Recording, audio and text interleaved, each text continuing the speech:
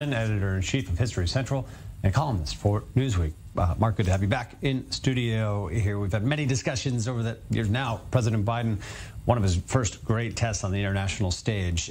In this recent speech, he said that there were under no illusions about the security threats here. How does that sound? Looking at the situation, the reality on the ground, it appears they didn't have a complete picture of the situation there. What does it look like so far for the U.S.? Look, clearly they blew it in a big way. No question, intelligence failures, the monumental. The fact that it's not some, inside China, we don't know what's going on exactly. There were thousands of U.S. People in Kabul, probably hundreds of CIA agents, and the fact they had no idea this was going to happen and that it could collapse so quickly. Also, the bigger question is not going back 7 weeks or not 8 weeks, but going back a week and a half before, a week before, as those provincial capitals fell one after the other without a fight. They should have known something was up, and they should have taken the action that they took on the 15th and the 16th. They should have taken on the 10th and the 9th and had this all ramped up. I think the military is to blame to a large extent also.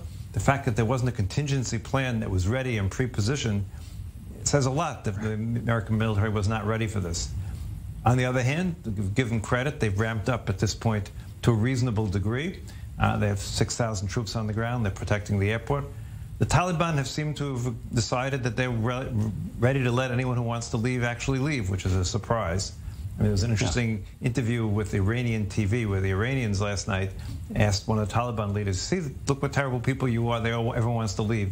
The guy turned to him and said, "Well, they want to leave Iran too." He said, No. He said, "No, you don't know. They don't want to leave Iran too if an American plane showed up." So the reality is it's a terrible situation. I think they're doing a reasonable job considering the terrible situation. I think at least Biden has the ability to speak to the allies and organize all of that.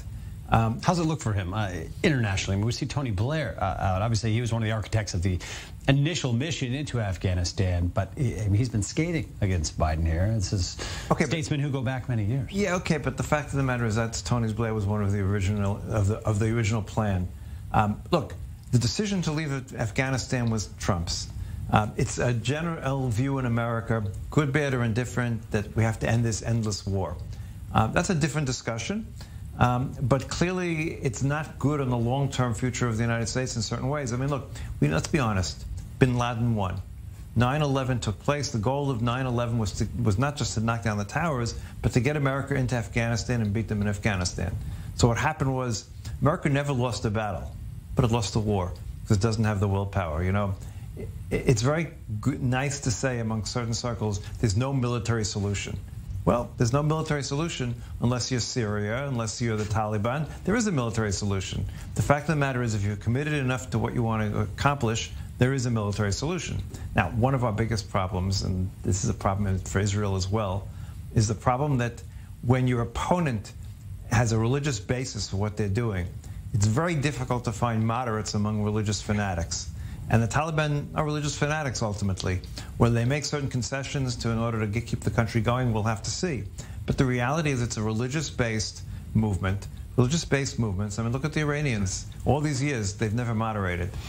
So Biden, I mean, you mentioned here, he has his international allies. He's standing in the world where people are least open. He's got his partners. He's meeting with the G7 leaders soon. But how's this playing out domestically for him as well in the U.S.?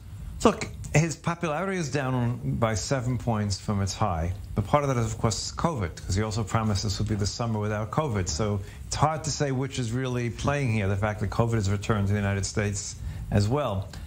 Look, most Americans, I think the latest figure was 67% still support the withdrawal from Afghanistan.